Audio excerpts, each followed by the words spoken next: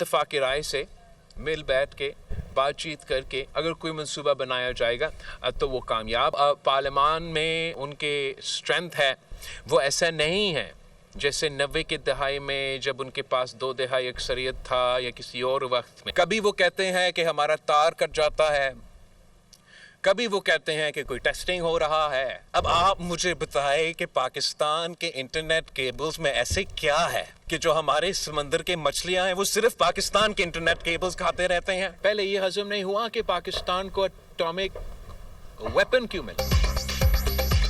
नून league को हुकूमत करनी है तो इत्तेफाक राय से फैसले करना होंगे। बिलावल भुट्टो का दो टोक ऐलान। नून लीग के पास इतनी अक्सरियत नहीं कि यकतरफा और मुतनाज़ा फैसले करे। नून लीग समझती है इनके पास 2/3 अक्सरियत है और उन्हें पूछने की ज़रूरत नहीं। हमने हुकूमत साजी में वज़ीर आज़म के लिए इन्हें वोट दिया। नहरें निकालने का फैसला भी कालाबाग डैम की तरह यकतरफा है जो नाकाम होगा। यकतरफा किसी भी फैसले पर अमल दरामद नहीं हो सकता।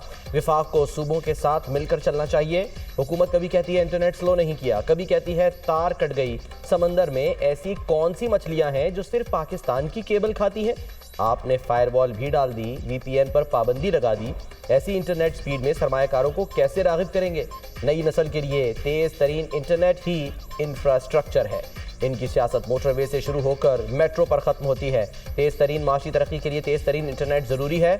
मगरबी मुल्कों के पाकिस्तान के अंदरूनी मामलात पर बयानात आ रहे हैं। मगरबी मुल्कों को अचानक पाकिस्तान का एटमी प्रोग्राम नज़र आ गया। दुनिया खुद से सवाल करे पाकिस्तान को एटम बम बनाने की ज़रूरत क्यों पड़ी? बिलावल भुट्टो की मीडिया से गुफ्तगू। पीपल्स पार्टी के चेयरमैन ने रतोडेरो में वाटर सप्लाई स्कीम का इफ्तिताह भी कर दिया।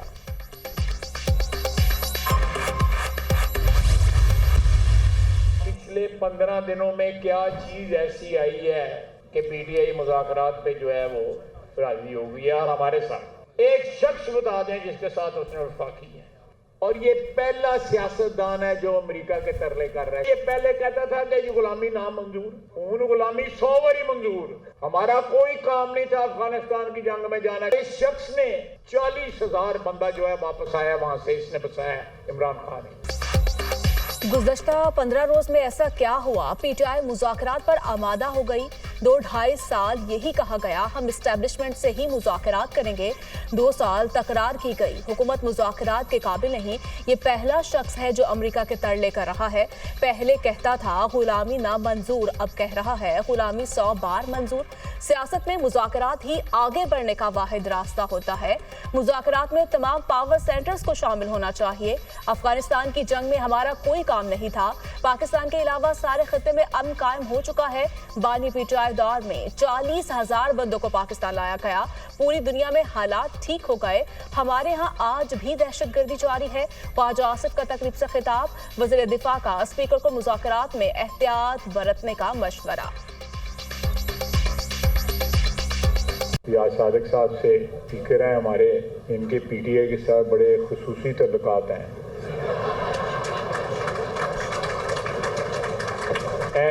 जो वहां नहीं लंघती खुदा की कसम, सिर्फ आखिर में उसके ये बच के रही हो। वैसे हमें जो है वो सियासतदानों को इकट्ठे होना चाहिए, बैठ के बात करनी चाहिए। ये बड़ा ज़रूरी है कि उससे पहले जो गलती कोताही हुई हो बैठने वालों से, उसको जो है वो तस्लीम किया जाए। अभी कल की बात है, आपने इस तरह के बेशुमार मुकदमे जो है वो कायम किए थे। कमेटी के जो रुकन हैं वो आप ऐसे ही समझें कि वो सारे जो हैं वो अदाकार हैं। जो प्रोड्यूसर हदायतकार है वो ख्वाजा साद रफीक साहब है। मुज़ाकरात के लिए सदर आसिफ जरदारी, नवाज शरीफ और बानी पीटीआई को बैठना चाहिए। जब तक सर जोड़कर नहीं बैठेंगे मुल्क बहरानों से नहीं निकलेगा। मुज़ाकराती कमेटी के अरकान सिर्फ अदाकार हैं। प्रोड्यूसर और डायरेक्टर ख्वाजा साद रफीक हैं। हुकूमत पूरे खुलूस से मुज़ाकरात की कामयाबी चाहती है। 26 नवंबर के बाद सियासी मुखालिफिन के रवैयों में तब्दीली आई। सियासतदानों को मुज़ाकरात के लिए बैठने से पहले गलतियों और कोताहियों को तस्लीम करना चाहिए। मीसाक़े जमहूरियत से कबल नून लीग और पीपल्स पार्टी ने अपनी गलतियों का एतराफ़ किया। सियासतदानों के पास बातचीत के सिवा कोई और रास्ता नहीं। पीटीआई हुकूमत के आखिर में पेट्रोल सस्ता करने का मकसद पाकिस्तान को डिफ़ॉल्ट कराना था। मुशीर वज़ीर आज़म राना सनाउल्लाह का तकरीब से खिताब।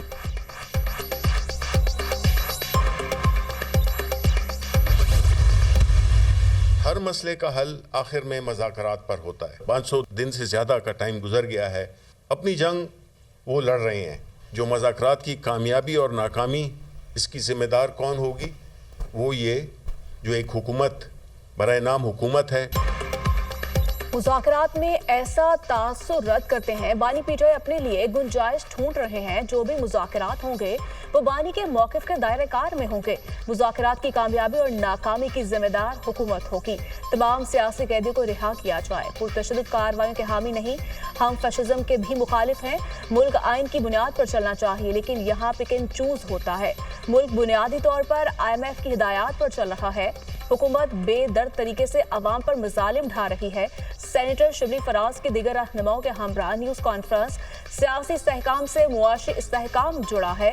तहरीक इंसाफ के दौर में मुल्क में अमन था। Opposition leader Umar Ayub. सबसे बड़ी सियासी पार्टी को दीवार के साथ लगाया जा रहा है। तमाम मामलात बातचीत से हल किए जाएं। किसी मुल्क को हमारे मामलात में मुदाखलत का हक नहीं। साबिक स्पीकर कौमी असम्बली असद कैसर।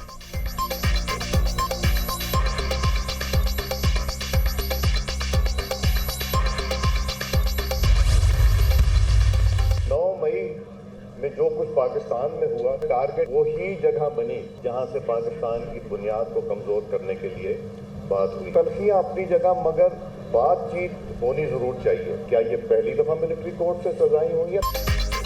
क्या मिलिट्री कोर्ट से पहली बार सजा हुई है? फौजी ट्रायल पूरी दुनिया में होते हैं। पाकिस्तान पर पाबंदियों की हिमायत करने वाले पाकिस्तानी नहीं। 9 मई को मुल्क को कमजोर करने की कोशिश की गई। 9 मई को वो किया गया जो भारतीय फौज भी ना कर सकी। तलखियां अपनी जगह, लेकिन बातचीत जरूरी है। शहबाज शरीफ ने नवाज शरीफ से मुशावरत के बाद मुज़ाकराती कमेटी बनाई। स्पीकर कौमी असम्बली अयाज सादिक का तकरीब से खिताब। पाकिस्तान रिमोट कंट्रोल जमहूरियत से नहीं चल सकता। जो आता था कहता था मुल्क मेरी मर्जी से चलेगा। हमने सबको देख लिया, किसी का पर्दा बाकी नहीं। आज जहां खड़े हैं उसके जिम्मेदार बानी पीटीआई और साकिब निसार हैं। मुल्क में बहरान खत्म होने के बजाय बढ़ता जा रहा है। तवक्को है मुज़ाकरात संजीदा होंगे और कोई हल निकलेगा। लीगी रहनुमा ख्वाजा साद रफीक।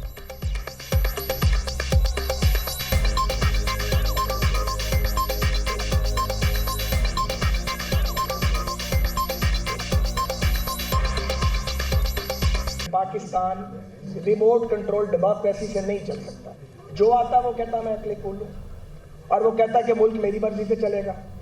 यानी मुल्क आपकी मर्जी से चलेगा, मुल्क लोगों की मर्जी से नहीं चलेगा। हमने सारे दौर देख लिए, अब कोई पर्दा तो बाकी रहा नहीं है कि आज जहां हम खड़े हैं उसमें इमरान खान साहब, साकिब निसार साहब, जिन्होंने मिसाक जमहूरियत को उल्टा के रख दिया और मुल्क की सिमत बदल दी। इन मुज़ाकरात का मकसद सियासी इस्तेहकाम है। और देखिए, तहरीक इंसाफ ने 26वीं आईनी तकनीक में भी अपना किरदार अदा किया। मौलाना फजल इमाम साहब के साथ उनके मुज़ाकरात हुए और वो इस मामले को आगे लेके चले और उनके कहने पे बहुत सारी शिकें निकाली भी गई।